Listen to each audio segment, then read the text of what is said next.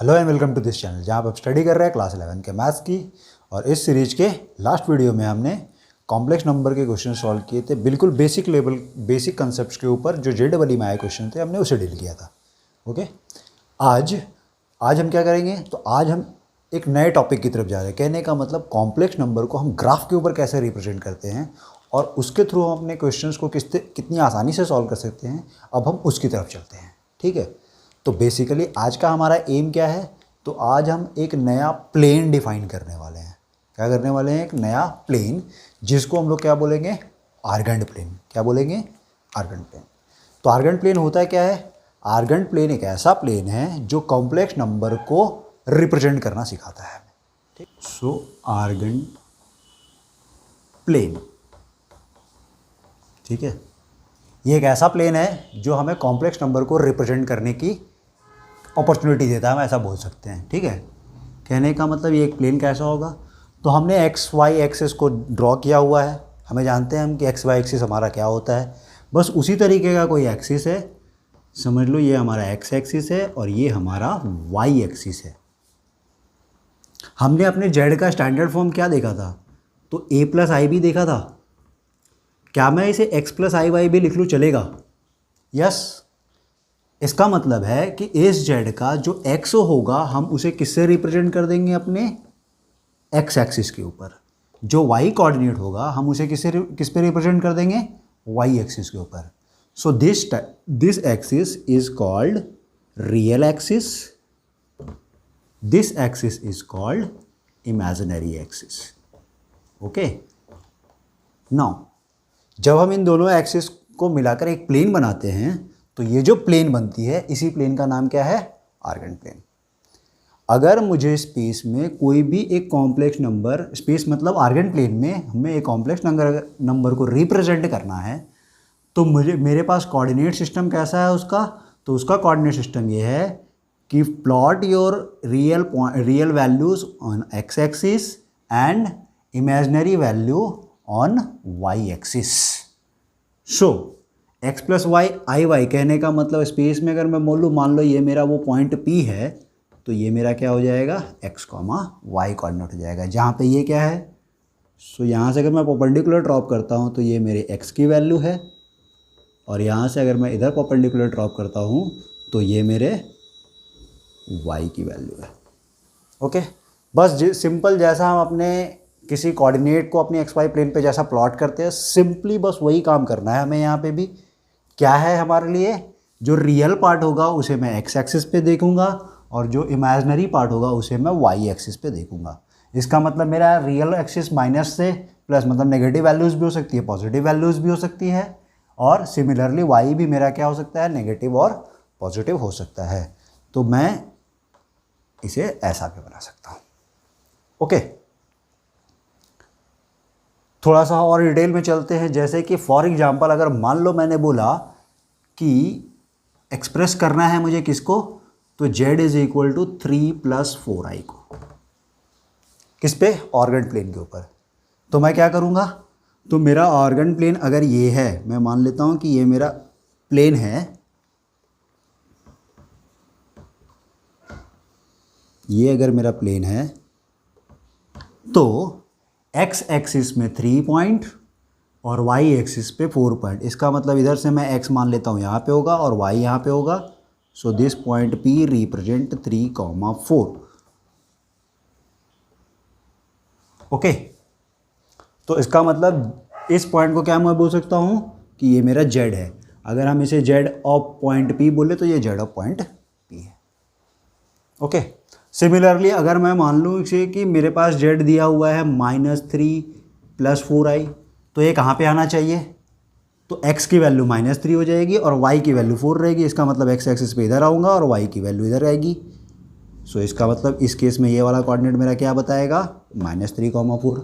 मतलब इस वाले कॉम्प्लेक्स नंबर को रिप्रेजेंट कर सकते हैं हम वहाँ पे। सो इसका मतलब है कि every complex number can be represented uniquely in a plane that is called Argand plane. ठीक है, सो आर्गेंट प्लेन में क्या चीज़ें होती है? एक एक्स एक्सिस होता है, एक वाई एक्सिस होता है। यहाँ पे जो एक्स एक्सिस होगी उसे मैं क्या बोलूँगा? रियल एक्सिस, और जो वाई एक्सिस होगी उसे मैं क्या बोलूँगा, इमेजिनरी एक्सिस। तो this is your x axis and this is your y axis. इसका मतलब नाउ ऑनवर्ड्स हम क्या करने वाले हैं, अपने a प्लस आई बी की फॉर्म को x प्लस आई वाई के फॉर्म में अजूम करके चलने वाले हैं। इसका मतलब z is equal to a plus i b जो हम लेके चल रहे थे, अब हम इसे क्या मान लेंगे, x प्लस आई वाई का फॉर्म है। x क्या बता रहा है, मेरे रियल एक्सिस की वैल्यू बता रहा है, y क्या बता रहा है, मुझे इमेजिनरी एक्सिस की वैल्यू बता रहा है।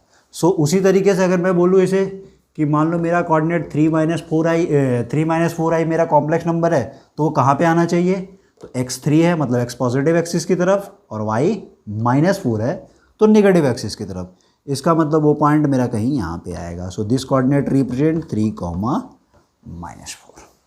Okay, so this is all about Argand plane. कहने का मतलब अब हम समझ गए हैं कि आर्गन प्लेन पे अगर मुझे किसी पॉइंट को लोकेट करना है तो हम लोकेट कर सकते हैं। ठीक है, नाउ द नेक्स्ट थिंग, तो नेक्स्ट थिंग जो है वो हमें समझनी, दैट इज कॉल्ड मॉड्यूलस। किसी भी कॉम्प्लेक्स नंबर का मॉड्यूलस क्या होता है।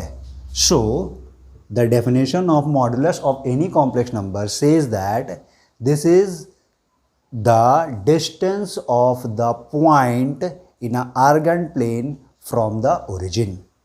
क्या ये क्या होता है, तो उस पॉइंट का कहाँ से, ओरिजिन से जो डिस्टेंस होगा, that is called the modulus of any complex number.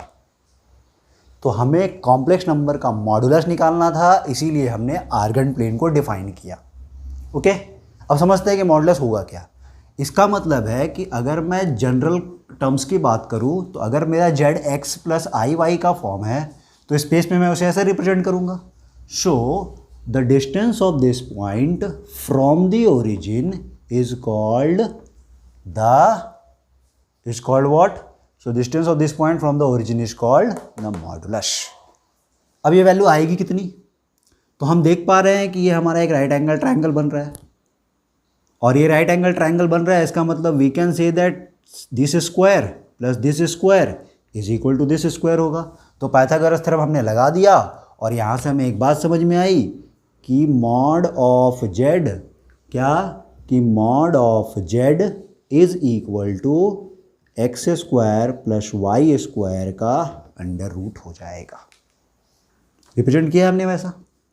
Okay, so the modulus of any complex number is nothing but the sum of squares of their real part and imaginary part, और उस पूरे term का square root. Okay, that's the simple concept. तो I think आपको अब ये बात समझ में आ गई कि मॉडुलस का क्या मतलब है। सो अगर मैं 3 + 4i के मॉडुलस की बात करूँ, तो इसका मतलब ओरिजिन से ये वाले डिस्टेंस कैलकुलेट करूँगा मैं। ये वाले डिस्टेंस क्या होगी, तो मुझे पता है ये 3 है, ये 4 है, राइट एंगल ट्रायंगल बनेगा हमारा, तो 3 स्क्वायर प्लस 4 स्क्वायर का अंडर रूट करेंगे तो ये वाली वैल्यू मिल जाएगी। So modulus of this term, mod of this z is equal to what, 3 square plus 4 square का अंडर रूट, और ये वैल्यू कितनी आ जाएगी, 5 आ जाएगी। क्या इसका भी मॉड मेरा 5 आएगा, तो यस। अगर मैं इस फॉर्मूले के बेसिस पे देखूँ तो -3 का स्क्वायर करूँगा तो भी मुझे क्या मिलेगा, 9 मिलेगा। 4 का स्क्वायर करूँगा तो 16 मिलेगा, इसका मतलब ये वैल्यू भी 25 आएगी। So mod z for this is also 5 and mod z for this is also 5। Modulus is the distance, so it can not be negative. ऐसा कभी नहीं हम सोच सकते हैं कि ये वैल्यू √25 आ रही है तो मैं उसकी वैल्यू +और -5 ले लूँ। ठीक है, सो हमेशा मॉड जेड की वैल्यू क्या रहेगी, पॉजिटिव रहेगी। ओके, तो ये एक इंपॉर्टेंट चीज़ हमने समझ ली कि मॉडुलस क्या होता है। मतलब आर्गन प्लेन में अगर हम किसी पॉइंट को रिप्रेजेंट करते हैं तो हम किन बातों पे ध्यान देते हैं, तो हम इन बातों पे ध्यान देते हैं कि आर्गन प्लेन पे हम उसे लोकेट कैसे करेंगे, पहली चीज़। दूसरी चीज़, वो हमें मॉडुलस की वैल्यू कैलकुलेट करके देता है। अभी हम जैसे जैसे आगे इसके डिटेल में समझेंगे तो हमें पता चलेगा कि ये मॉडुलस का कितना इम्पॉर्टेंस है हमें समझने के लिए। और अगर हम किसी कॉम्प्लेक्स नंबर को मॉडुलस के फॉर्म में या उससे और रिलेटेड कोई टर्म्स के फॉर्म में एक्सप्रेस करते हैं तो हमें प्रॉब्लम सॉल्व करने में कितनी आसानी होती है। ओके, सो पहली बात ये हो गई। Okay, now few properties of this modulus. क्या प्रॉपर्टीज होती है मॉडुलस की।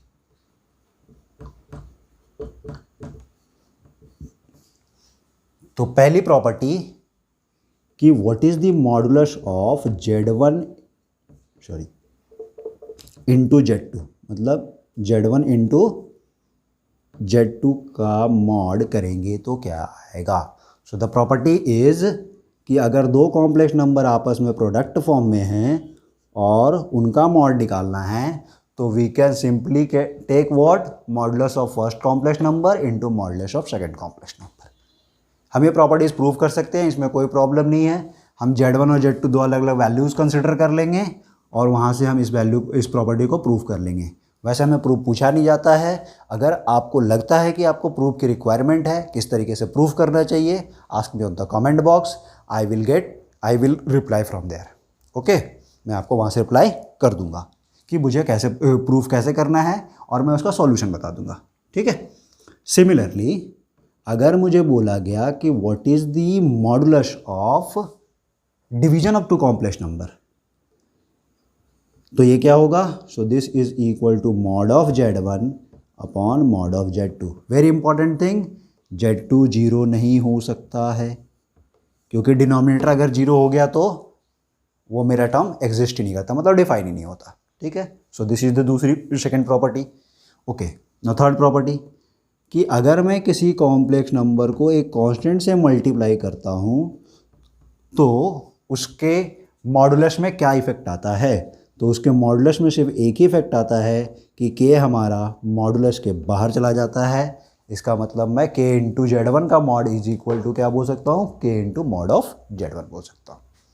Similarly last property related to this is mod of Z raise to the power m। वैसे मैं यहाँ पे भी 1 हटा देता तो चलता, कोई प्रॉब्लम नहीं है, लेकिन लिख लिया, कोई इश्यू नहीं है। So what is the modulus of this term. So modulus of this expression is nothing but modulus of Z raise to the power m हो जाएगा। मतलब कि अगर मुझे मान लो क्या दे दिया गया, इन सभी का अगर मैं यूज बोलूँ तो क्या बोलूँ कि अगर मुझे मान लो Z1 ये दे दिया गया, Z2 ये दे दिया गया और बोला इनको प्रोडक्ट कर लो और उनका मॉड निकालो, तो सिंपली मैं क्या बोलूँगा कि 5 इंटू 5 से आ जाएगा।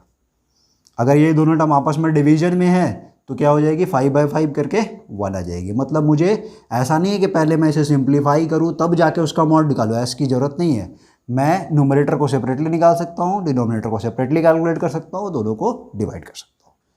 ठीक है।